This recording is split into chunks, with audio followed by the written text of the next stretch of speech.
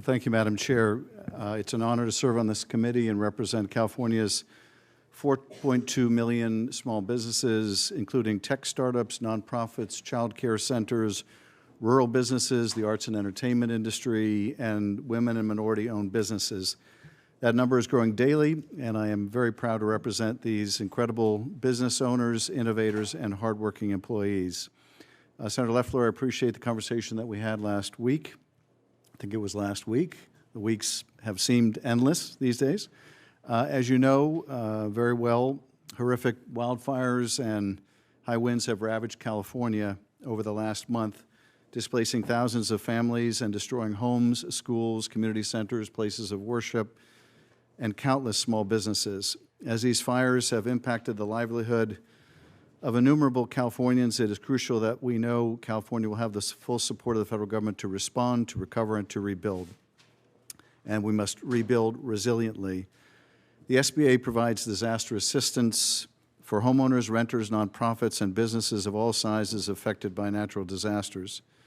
I got to see this really in operation, visiting the Discovery Resource Centers in Los Angeles, in Westwood, and in Pasadena.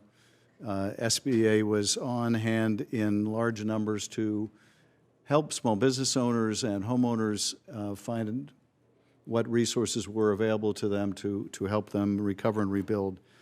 I do want to echo the concern raised by my colleague, Senator Markey, about the freeze on federal funding.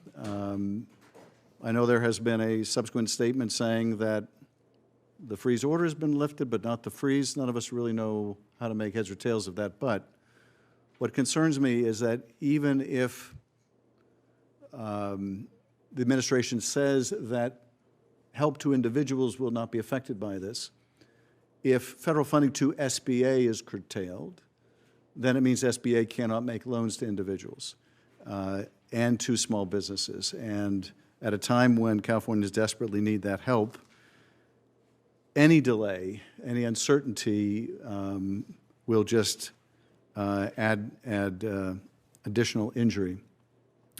I've also been distressed by some of the calls to condition funding to California. California has contributed more to the recovery of other states than any other state of the union.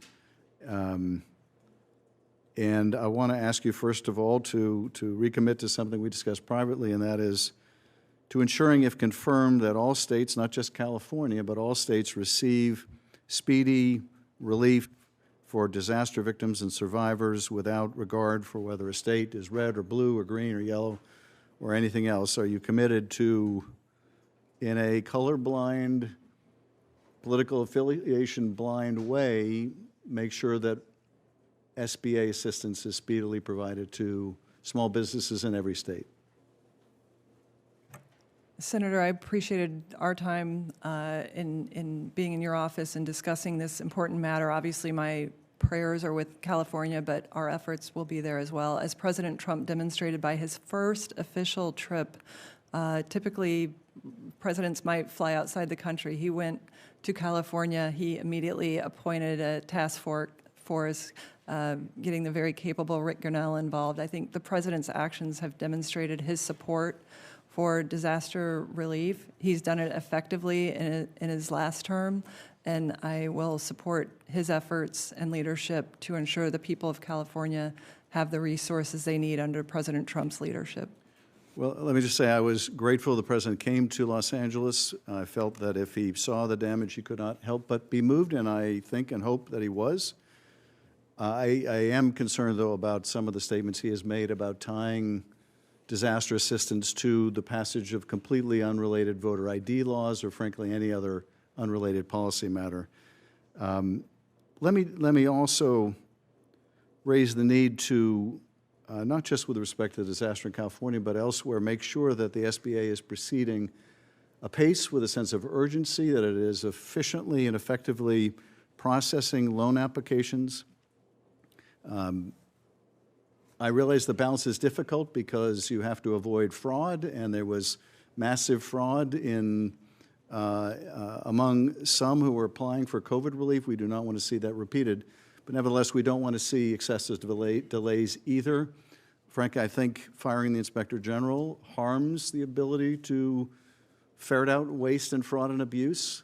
But are you committed to doing everything you can to provide speedy attention to SBA applications while providing at the same time safeguards to avoid fraud?